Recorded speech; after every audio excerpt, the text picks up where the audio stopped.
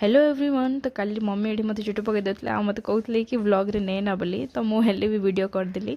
तापर मुझे रेडी होकर बाहर पड़ी कॉलेज में। आ कॉलेज रे आम क्लास सर आसलु आसला पर मु फ्रेश हो गली। आ देख बहुत दिन पर आम बिले आसला तो मुझे गेल कली आ गली छात उपरे काली पूरा मेघ होना था।